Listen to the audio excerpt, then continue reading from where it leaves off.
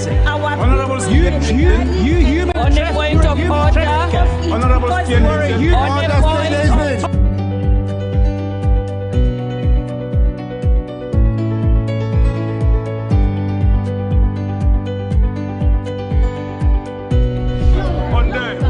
They are not picking our calls. They made up their minds. So no agreement with the EU, but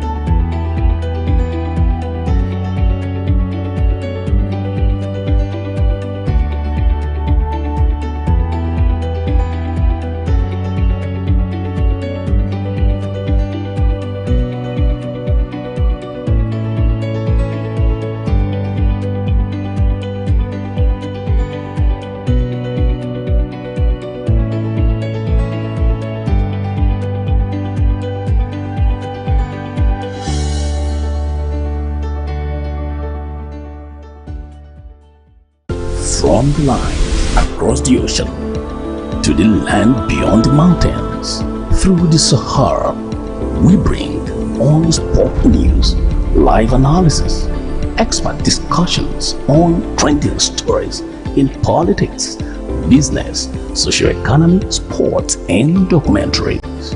So catch all the updates on the happenings around the globe. Stay focused on the fact today, only on ATN.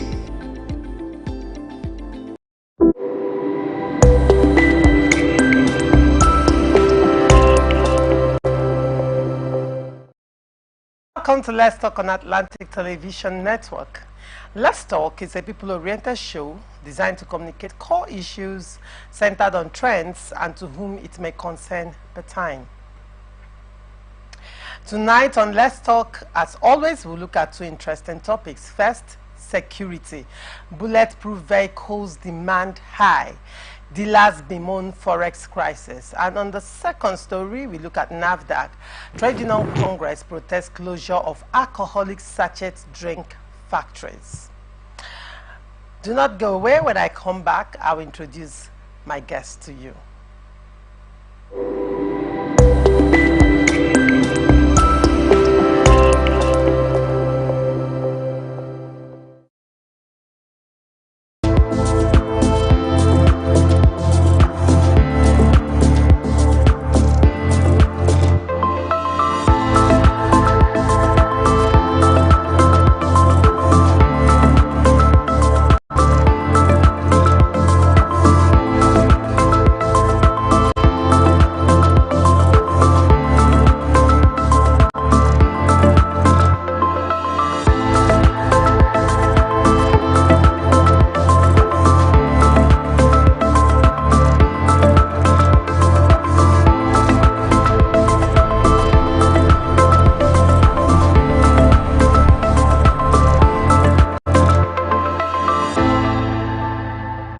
From the line across the ocean to the land beyond the mountains, through the Sahara, we bring on-spot news, live analysis, expert discussions on trending stories in politics, business, socio-economy, sports, and documentaries.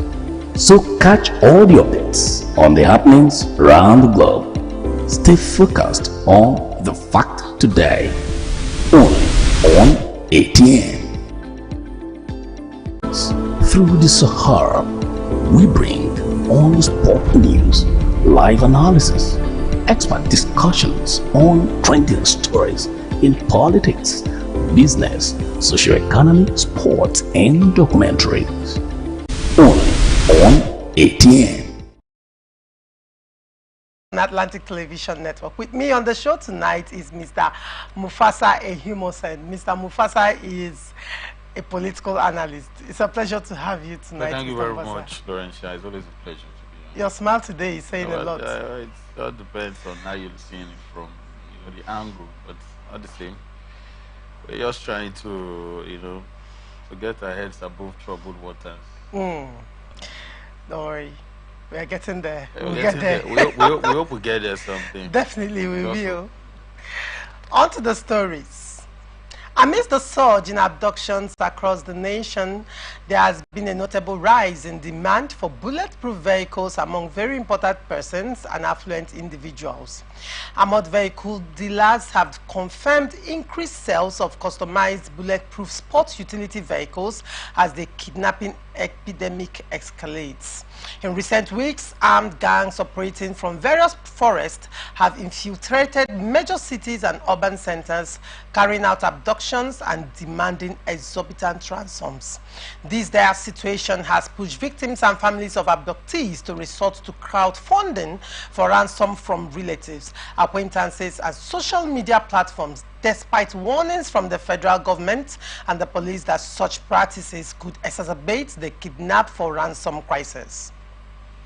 Speaking on the demand for armored vehicles by VIPs, the sales manager in Cars Armored Vehicle Manufacturing Nigeria, Mr. Harish Jetamalanito, asserted that the armored vehicle market was experiencing a boom, noting that dealers were making bricks business.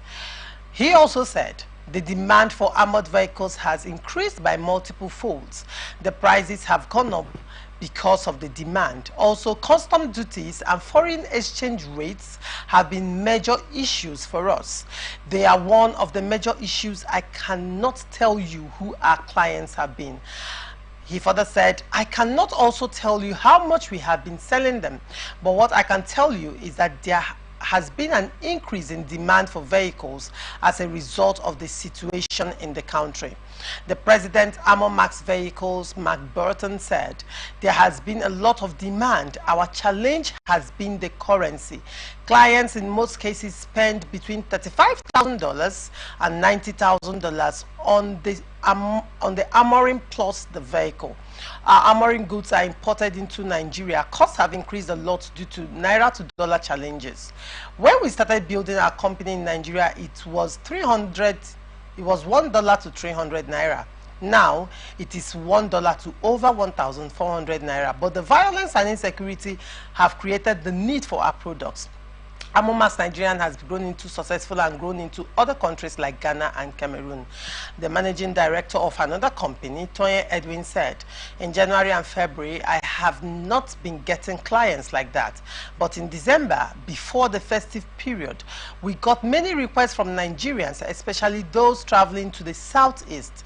The increased demand led to an increase in the price of these vehicles. Against the economic boom enjoyed by car dealers, isn't this a clear indication of anxiety among the elites in Nigeria? Does this in any way ensure the security and safety of the people driving bulletproof vehicles when it stands them out as affluent in a country rife with security challenges? And on to the next story. The Trade Union Congress and Food, Beverages and Tobacco Senior Staff Association staged a peaceful protest on Tuesday against NAFDAC's directive to close down companies producing alcoholic sachet drinks. The protest occurred in front of NAFDAC's office at Plot 1 Industrial Estate, Apapa Oshodi Expressway, Isolo, Lagos State, as reported by the news agency of Nigeria. NAFDAC had previously instructed to halt the production of alcoholic beverages in sachets and bottles below 200 ml starting from January 31st, 2024, after suspending the registration of such products in January 2022. This directly led to a recent enforcement exercise in Ota, Ogun State, resulting in the closure of several factories. Mr. Emmanuel Idogen, the Vice President of TUC, expressed concern over the loss of employment due to the shutdowns, acknowledging NAFDAC's duty but deeming the mass job losses during economic hardship as inhumane.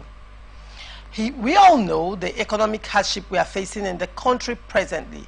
Price of fuel has increased, prices of food is increasing on a daily basis, and there is inflation. Some of the people earn their living to feed their families and dependents from the factory that you have shut down. Invariably, there will be more families exposed to this hunger, and I believe this will have a negative impact on the society, he said. The Vice President said, and now you want to lay off thousands of workers into the labor market that is already overstretched. What do you expect expect them to do in order to feed and cater for the needs of their family.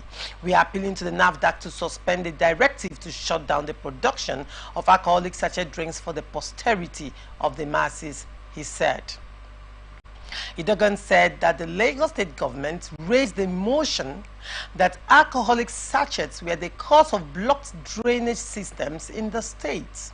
What about others like nylon bags, plastic bottles, and other things blocking the drainages? To label alcoholic sachets as the sole contributor to the blockages of drainage would be unfair, he said. The vice president also said, when you talk about the purchasing power of the masses, sachet alcoholic beverages is still more available for easy purchase. It is not everyone that has money to buy expensive bottle, so why are you trying to make life difficult for the common man on the street, Idogen said. Similarly, the secretary of FOPTOP, Mr. Anthony Oyagua, said that no fewer than 5,000 members had been put out of jobs and sent into the labor market. The labor market is already saturated, and you have piled more problems on our nation's economy by sending more people into that same market. This does not represent President Bola Tinubu's agenda for the renewed hope, he said. Oyagua said, we appeal to the NAFDAC to help take a second look at this policy of the government and help save our industry for imminent collapse and protect the jobs of millions of Nigeria nationwide, he said. The Director, Drug and Evaluation Research, NAFDAC, Mr. Kayode Amuda, said that the agency's focus was to shut down the alcoholic line production because of its negative effects on the society. Our critical focus is to protect the health of the nation because a lot of our children and youths have been made redundant as a result of easy access to these sachet drinks. We have been on the front burner of this message for long and have been telling the manufacturers about this impending change, but we keep on shifting goalposts. However, we have to take a step towards enforcement and addressing this because it is ruining the lives of our children and the youths in the country. Our focus in NAFDAC is to put a stop to the production of alcoholic sachet beverages, the NAFDAC representative said. Now this begs the question, is shutting down these factories the solution to the drainage issues experienced in the state? What are the economic benefits or consequences of this action by NAFDAC? These questions and more will be addressed by our guests when we come back from this break. Do not go away.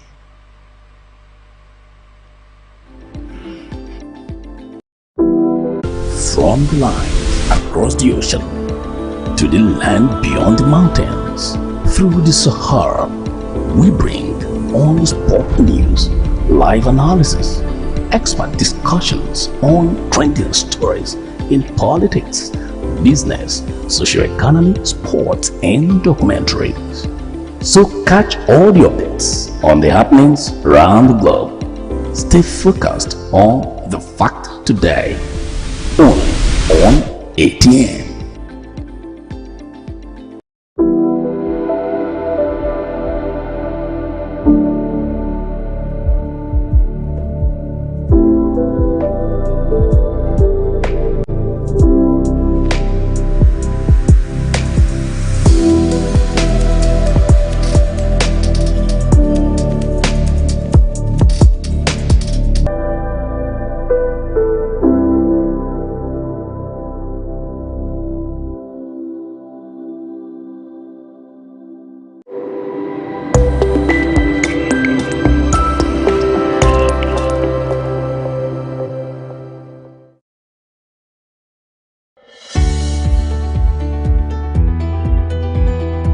People into the country illegally. That is amazing. Honorables, you human trafficker.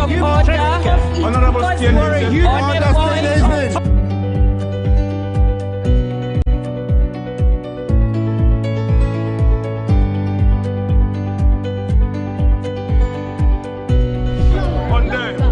They are not picking our calls. They made up their minds. So no agreement with the EU, but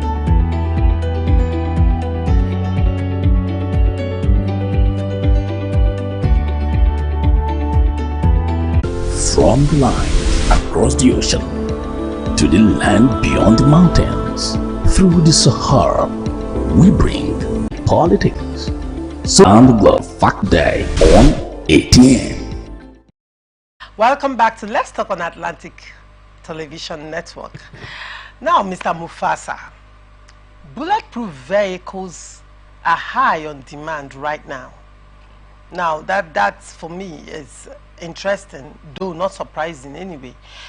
But then, there are a lot of questions, are coming at me when I was going through the story. But first of all, now, this country is rife with insecurity. And, ordinarily you would expect that in a state or a nation that is rife with insecurity, it's only wise that the affluent, go low-key so that people will not identify them and they will not be easy targets.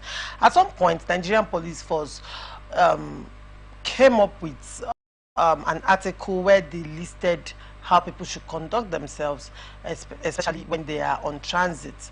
Do not wear ostentatious jewelry, don't dress so flamboyantly, be simple, your gadgets, keep them hidden and all of that.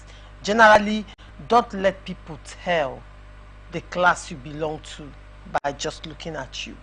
Now,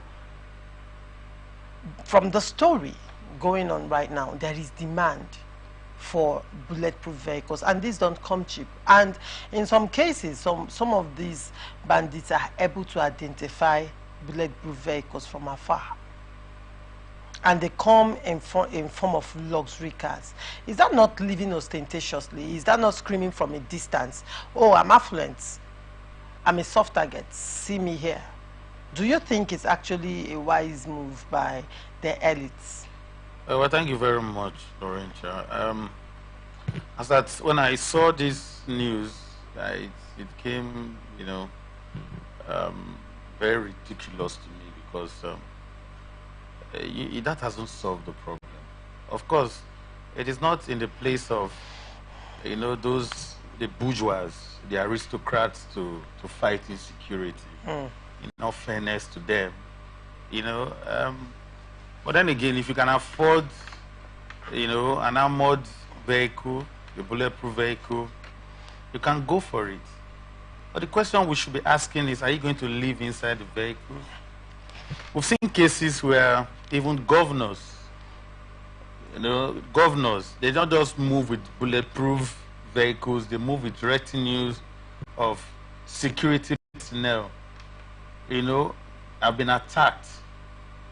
The one that come easy to mind is when Governor Samuel Otom, when he was still in office, if you could still remember when he was attacked, that even he came out to say that he had to trek, run for like some kilometers, just for him to run to safety. So, excuse me. So, it doesn't really matter whether whether you can afford a bulletproof vehicle or not. The thing is, that has not solved the problem. If you move on a bulletproof vehicle, when you go to your house, you come down from that vehicle and step into your house. If God forbid, if you happen to come under attack, even with your bulletproof vehicle, it gets to a stage where the hammer in the vehicle, when it comes under serious attack, serious gunfire, it gradually goes out of the vehicle. So for me, I think the leadership of this country has actually not shown seriousness in combating insecurity. But for now, the argument could be that most of these abductions are being done on transit. Hence the need for the bulletproof vehicles, because rarely do you see these bandits going into people's houses to abduct them. Most of the abductions are done during we've equally seen cases where they go to their houses to abduct them. Even on the roads, when they are they are inside their bulletproof vehicle, it's still not a guarantee. I just gave you an example of a governor. You know, there's hardly any governor that goes on a car that is not bulletproof. You know, so if you manage to escape with your life, what does that tell you? It tells you that it still hasn't solved the problem. You know, I think what the aristocrats, the bourgeois, I think what they should be, you know, hampering on is to equally join the common man like myself to mount more pressure on the ruling class. Of course, some of these elites, these big boys, they are friends and cronies of the ruling class. So how will they mount pressure? So they can mount pressure on them. That's why they can join their voices with us to call on the government to be alive to their responsibility. Because, like I've said before, if you can afford a bulletproof vehicle, you won't live inside that bulletproof vehicle. You certainly come down, you know, and do other things. Assuming you are going for a function, and when you get to where you are going to, you come down from the vehicle and attend the function.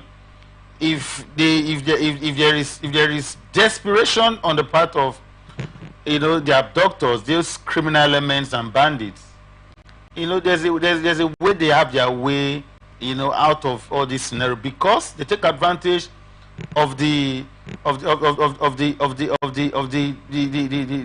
porousness. You know, they take advantage of the vulnerability of our security architecture.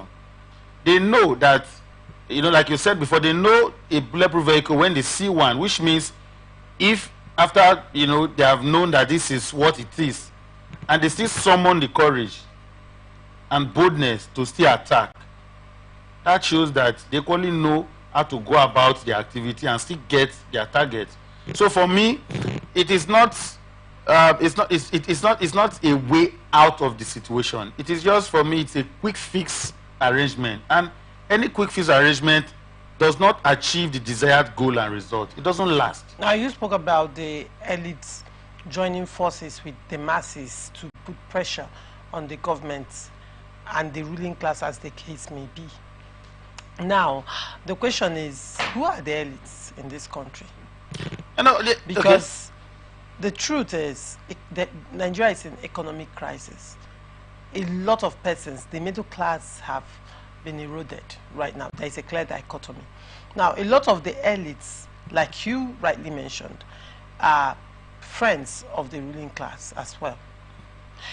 They have businesses, they have interest to protect. Don't you think that the elites may not be willing to speak up and mount pressure because the ruling class might interpret it as opposition? And these are people that have investments to protect. And fighting the government, if the government interprets it as opposition or fighting the government can come up with policies that will not benefit them. It has happened over and over and over. So why do you think the ruling class would speak up? Now, so far in this country right now, who are the persons in the ruling class that is even speaking up, as the case may be? Well, it's not. I don't see it as, you know, when you're calling for government to be alive to their responsibility, I don't see it as you fighting the government. Of course, I understand your position because of how we operate in this country. Everything, we attach politics to it. Okay, but then again, you see, now it's clear that nobody is safe. Both the elites, you know, the high class and the low class. We don't have a middle class anymore. So if in this case where it is clear that nobody is safe, and you feel that if you come out to speak for the right thing to be done, it will be perceived as you being, you know, a political opponent, or you are trying to oppose some of your friends who are in government, assuming that you were able to afford bulletproof cars for yourself, have you thought about your family members? Have you thought about your kids? Have you thought about your brothers and sisters? Because even you, assuming your bulletproof car or cars, as the case may be, we're able to save you as an individual, or maybe your wife or your immediate family.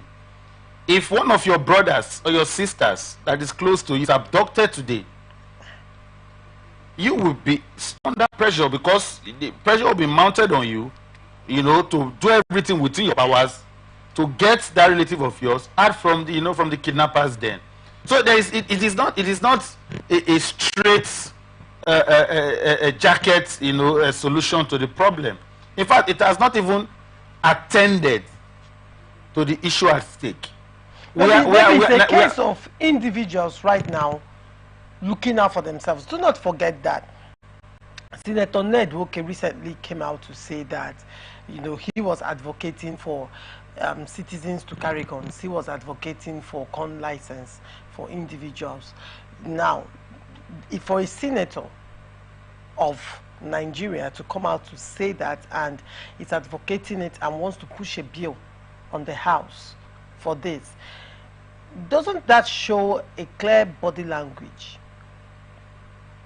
Isn't that a sign of loss of confidence, on the security apparatus? And don't you think, as it stands now, a lot of people are now seeking for ways, they are resorting to self-help as it stands, to ensure that they are safe? No, when you are calling for, for gun license to be given out to people, for me, even for the senator to have even proposed that, it shows, a sign of hopelessness and cluelessness. You cannot say that civilians, everybody who can afford a rifle, should be given the opportunity to do so. There are certain things that you need to consider. Even in the West, they are trying to mop up the guns that they have in the hands of, of civilians. You see, fighting insecurity, for me, it's not really a big deal. Unless, of course, there's something the ruling class is gaining from it. Where there is a will, they say there is a way. It has to be purposeful, it has to be intentional, it has to be deliberate. But we're not seeing the seriousness on the part of our government. We are saying something about, okay, you want to protect yourself because you can afford the armored vehicle. How well can you protect you can? No man is an island. You can't live for yourself alone. But that is the truth. You can't live for yourself alone. No matter how selfish you think you are, there will still be people who you hold dear to you. And these criminal elements, they know these things. So for me, I believe that we have not really mounted enough pressure on our leaders, and most of the problems we're having, and it's not going away very soon, is because you see propositions like this. You see people who feel that they have so much money to spend. You can from the report, you saw the amount of money that has gone into it. Even the demand for forex has become so high to the extent that before you get the vehicle, before they now treat it and it gets to that stage where, because you spend so much money, but it's still not enough. You still haven't provided enough security for yourself. So it's like moving around in circles. So basically, I think we are just chasing shadows, whereas the substance is just staring at us in the face.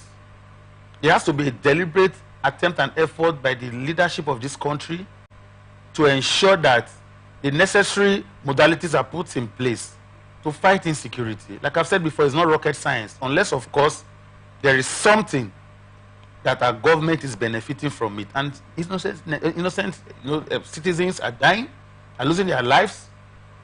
We have core members who have been in captivity for almost going to 6 months, and the country is still running as though not. So for me, it is not, the bulletproof vehicle will not solve the problem. But if you think you can afford it, if you think you can afford it, nobody's holding you. But I can assure you that that cannot. It won't protect you to the extent that you feel you are free from these criminal elements. We are all in this. Let us not begin to pretend as if we are now separating ourselves from the ordinary Nigerians who cannot afford these things. I've said it before that it will get to a point where the poor can no longer have something to eat, other than they'll be now thinking of feeding on the rich. And we are getting to that point. I hope it doesn't get to that extent where everybody starts behaving like barbarians. Our leadership of this country has to do something about it, and the best time to do it is now. Bulletproof vehicle is not going to solve the problem. I can assure you that. But on the other hand as well, let's look at the economic benefits of this. It appears the car business right now, the armored car business right now is booming. One of the managers said that it has boomed so well that they've opened other branches in other countries. So the thing now is, it appears that with the insecurity challenge in the country, there are certain businesses that seem to benefit from the insecurity situation. Now, how do you balance it? There's no balance. There's no, when people begin to feed facts, to profit from the deals of vast majority of Nigerians, you can't. There's no way you can balance it. Even the armored vehicles that they are saying that the business is booming. Are we manufacturing these cars in this country? There's nothing, because if we're manufacturing these cars in this country, I do not think there will be a high demand, for forex. $1 to the naira is about 1,400 naira. So there's no balance. The thing is eating deep into the economic fabrics of this country. It's affecting the ordinary Nigerians. And what is the ratio of those the aristocrats compared to those average, low-income earners, the civil servants? You and I don't know about you. Of course, it's possible you can afford, an armored vehicle, Loresha. But like myself, I know, honestly, it's possible. I can't tell. But then again, there's no way you can strike any balance. The only way that we can have a balance is if there's a deliberate attempt and effort by the government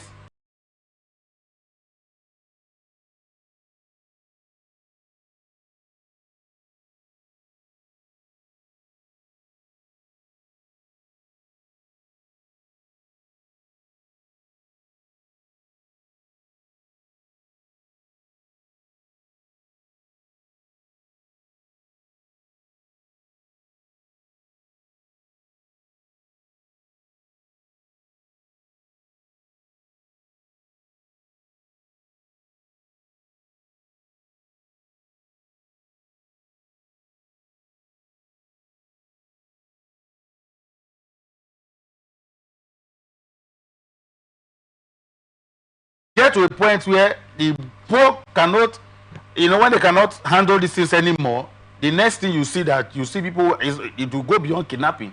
You start seeing people feeding on, their fellow human beings, and then in fact, I hope it doesn't get to that level. In Niger State, you already seen people coming out to protest because the hardship that is going on. So if we are beginning to see these things now, and our government is acting as though all is okay, all is well, people are going to procure bulletproof vehicle just because they want to protect themselves. It won't protect you for long, and that is the plain truth. Okay, now moving on the issue of NAFDAC shutting down companies that are producing sachet alcoholic drinks. Now TUC has gone on a protest, as well as for the Food and Beverages Organization. Their senior staff have gone on a protesting the actions of NAFDAC. And one of their arguments is, when it comes to job, right now things are hard enough. Why are you shutting down these alcoholic sachet drink companies? Now, one of the reports said that over 5,000 people have been laid off as a result and being pushed back into the already overstretched labor market. Do you think this is a wise move by NAFDAC at this point? You see, when certain actions, are taken by agencies of government, the first question you ask is, what could be the motivation? What is the essence? What is the motive? Because if you are saying as NAFDAC, if they are claiming that one of the reasons why they are putting a ban to, alcoholic beverage drink in sachet is to control the amount of alcohol that underage kids they take, and all of those, excuses again. Those are inconsequential as far as I'm concerned, because we should be talking on the standpoint of statistics. We should have gotten to that stage as a nation. You don't just. I know they say it's not now. I know for some time now. I think last year or so they've been, they've been informing the people that this is what they want to do. And anytime they come up with this, with these suggestions, with these projections and proposals, they always get the backlash. Now, I also know that most of these drinks that you have in this little mini pack sachet, and they said also bottled drinks from 200 ml. What problem? What societal problem are you solving with policies like this? Are you trying to stop people from consuming alcohol? Then you put an outright ban on alcohol. What the society is doing is that these people now, instead of selling it in the open, they'll be selling it, in hiding. They'll be selling it in hiding. A lot of things that they say they've banned, and we still see it, in circulation. Of course, it will still give room for sharp practices, where you see even NAFDAC officials will be the ones even, going to where they sell this and manufacture these things, and be taking, kickbacks and bribes to allow them, float these things in the market. If you want to control the intake of alcohol by underage children, there are strategies you can put in place. What strategies like? Good. Now, you can just put your men on the ground, the places that they usually sell these things. You go there and say, okay, this is what we want you to do. When you are selling out these things, you look at the face of, we don't even have, a data that you can, you can identify who is underage. In Europe and America, there is a way they do it. Before they sell alcohol to you, if they are not sure if you're up to that age, they'll ask for your ID. And your ID contains information about your age and everything.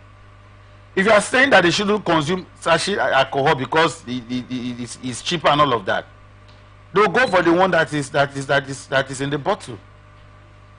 You've not solved any problem. But that is the truth. So most of these drinks you see in the sachet are even consumed more by the adult members of society. The low-income earners, those people who feel they can't afford the expensive drinks. If you ban the one in sachet, are you going to ban the one they sell in bottles and kai and all of that? I think maybe the argument is that the ones in sachets and also in the small bottles, the 200 ml bottles, are cheaper, and as a result easily accessible, and they want to reduce the affordability of alcoholic beverages. So where ordinarily you buy with 500 naira, I don't know how much they sell them, but let's say between 200 and 500 naira you buy. Now you would have to now start buying at 1,500. That will reduce the purchasing power, which is one of the arguments that TUC brought out, that already as a result of the economic hardship and crisis, purchasing power of Nigerians have been reduced drastically. So this move will also even further reduce the purchasing power of Nigerians, because a lot of persons, this is what they can afford. Good. Now, that's why I said, what parameters? The manufacturers of these sachet drinks, most of them have, they also have the ones in larger containers, in bottles. Now the idea is those who cannot afford those ones in big bottles, let us bring it down, so that if you cannot afford those ones, the poor man, the average, the ordinary man who can still have a taste of something, to calm his nerves. I don't consume alcohol in sachet. My concern is even the quality. The quality in this. What is inside the container. And for me, that is what NAFDAC should be concerned about. Because if you are concerned more of what is the quality of the content in the container, you save more of the people. You know, we have underage kids now who can even afford champagne because of the things they do. They can afford champagne, they can afford some of this whiskey. Excuse me. They can afford some of this whiskey and spirits in the big containers. Have you stopped them from consuming alcohol? Now, what do you think should be the right thing that NAFDAC should do, especially in light of orientation? You know, giving orientation to the masses to, for example, cigarettes. When the cigarette companies are advertising their products, they will always put that disclaimer, and they will also put that caveat that smokers are liable to die young. They are at risk of lung cancer. So they put that. So it's a decision when you decide after the advertisement, you still see the warning and you go ahead to take a cigarette. You know what you're going into. You know what it is you're dealing with. Now, don't you think that instead of outrightly banning this alcoholic sachet drinks, beverages, NAFDAC could as well embark on massive orientation of parents, youths, and sellers alike? No, you've already stated what should be, you know, the right thing to do.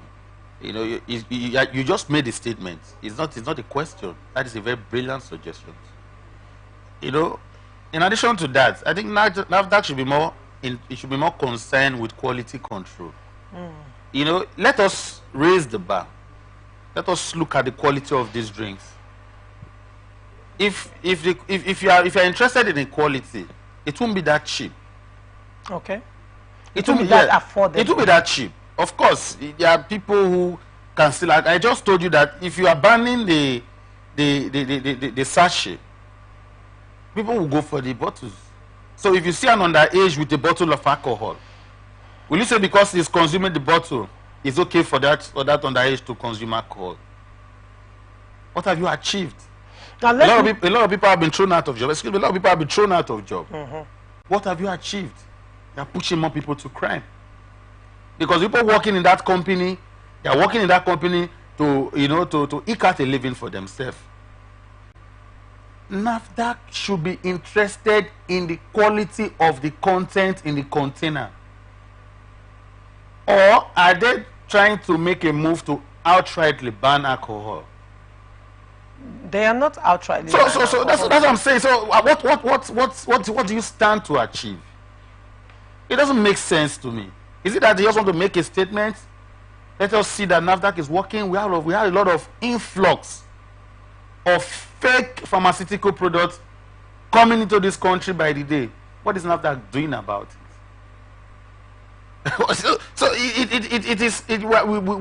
We major on the minor and minor on the major. We've not been able to get our priority right as a people, and it's affecting us. We are not moving forward. Now, looking at the economic aspect of this decision, you know, you talked about the people being pushed out of work as a result and being pushed. No, I wasn't the one that said it. It's you see, they are the ones who are saying it. You also reiterated it. Yeah. Now, apart from the issue of joblessness this is going to create, what other economic implications do you think that NAFDAC perhaps did not put into consideration when arriving at this conclusion, especially with the crisis we have at hand in the country? We are going to have more criminals in the society. Now, let me tell you something. You see, this sachet that consume more by even most of these security men you see on the road. Okay. You know, but I won't be the one to lay more emphasis on that. But you can go find that for yourself.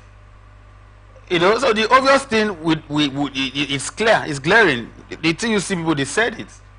They are pushing people out from job that we don't even have. the entire country is saturated, polluted with unemployed, teeming unemployed youths who are desperately in need of something to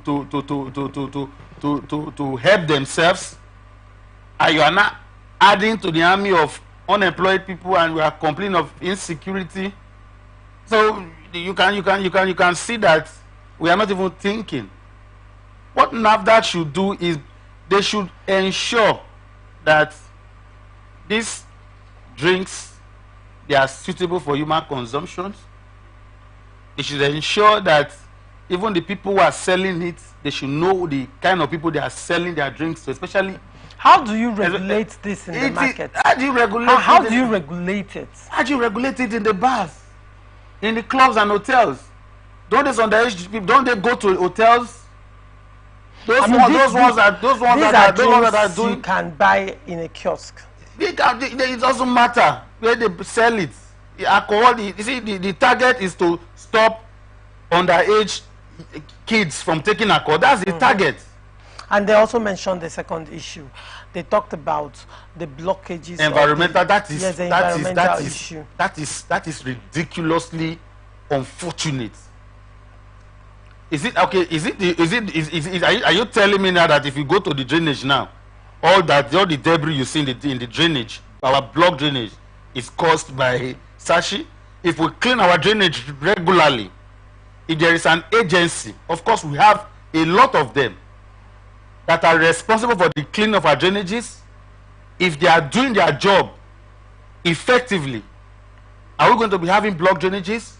If we have drainages that are well constructed to the extent that it will be very difficult for it to be blocked by some. See, we are not ready to solve any of the societal problems. If you go to Europe and America, they have drinks in smaller containers, even in sachet. It's not as if it's they are not biodegradable. No, that's the issue. Agreed. So and they want to reduce it. If that is the case, let us start thinking of, packaging these things in containers that are biodegradable, so that you can recycle them. It won't come as cheap. It will come as cheap. That is if what it's in sachet. As it is in sachet. That is what we are saying. If the packaging and everything is well, is well crafted to the extent that it doesn't come that cheap. You won't see, it will be easily accessible by the group of people you don't want them to access it. Using their purchasing power. No, if you want to consume, alcohol is not food. Alcohol is not food. So you that wants to take alcohol, you should understand the implication of what you are going into. You know what I'm saying? Yes. Look at cigarette. Part of what the government is trying to do to reduce people from taking cigarette is by increasing taxes. When you tax such products, the price goes up. Higher. So there are people who could not afford those products because the price has gone up. What have you done? You have reduced the number of people who would ordinarily want to consume alcohol. The frequency of consumption. The frequency of consumption. So it doesn't matter. You can go you can go and buy food and eat. But you mustn't take alcohol. But when you want to put and do an outright ban on it, just like during the election period when they say they are redesigning a naira to fight electoral crime, just because of one event, you cause serious problem in the society. Is there any sense in that? My friend, we need to start thinking like people who are civilized. Thank you so much, Mr. Mufasa. It's always a pleasure having you on Let's Talk. It's always a pleasure to be here. Looking forward to having you again. I'll be very, very happy coming around, even if you just to see your beautiful face. Thank you, Mr. Mufasa. Thank you so much. That will be all on this episode of Let's Talk on Atlantic Television Network. Do not forget, you can always catch up with us on our socials, on Twitter, Atlantic TV Net, on YouTube and Facebook, Atlantic Television Network, on Instagram and TikTok, Atlantic TV Network 1. Join us live on our website, www.atlanticnetwork.tv. Do not forget, peace and unity are the pathways to progress. Stay tuned for global news, which comes out shortly by 9 p.m. See you the same time tomorrow. I am Ugu Laurentia Choma. Good night. From the line across the ocean to the land beyond